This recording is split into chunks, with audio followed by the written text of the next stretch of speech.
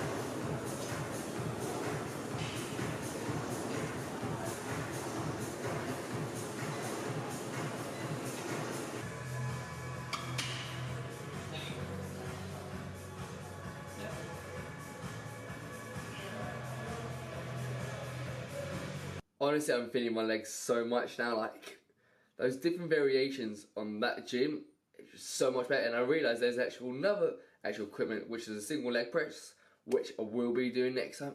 One thing I don't like about that gym is when it comes to like doing squats. So like for example, the floor, I don't like it because obviously it's just concrete, and I prefer doing when it's like sponges, and like the mirror is so close. Because bear in mind, I like doing squats when I'm like I like to see what I'm doing when I'm doing squats, but not like this close, not that close. That's way too close.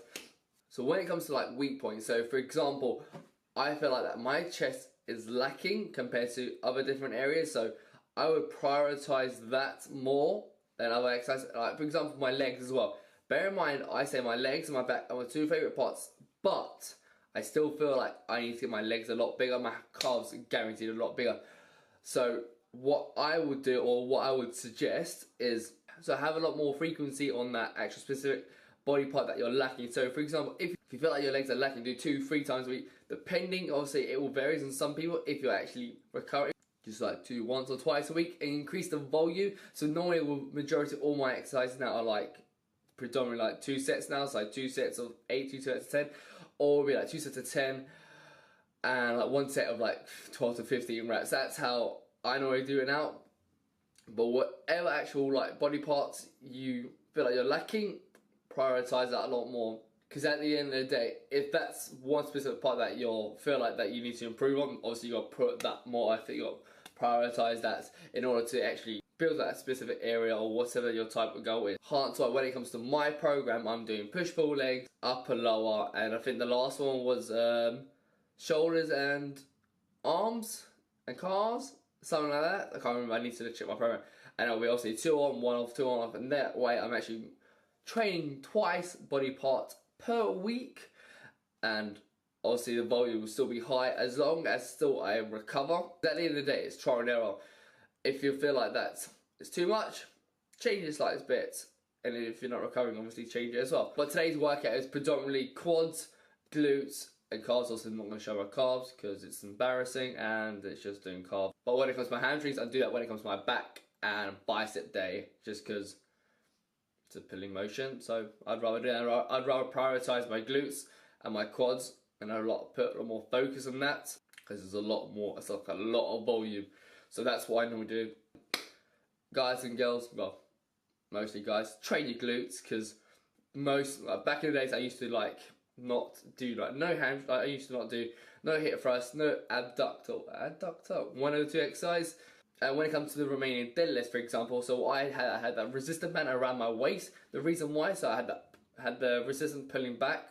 So when I was able to thrust, I had more engagements on my glutes, and I had a better contraction compared to like normal Romanian deadlifts. I just feel my hamstrings. This I felt a bit of my hamstrings, but a lot on my glutes because it was activating it so much more. So you need to try that as well. So I'm gonna end the video here. So just don't think. Whatever body parts that you're lacking, prioritize that a lot more. If it's frequency, if it's volume, and one thing, don't skip legs.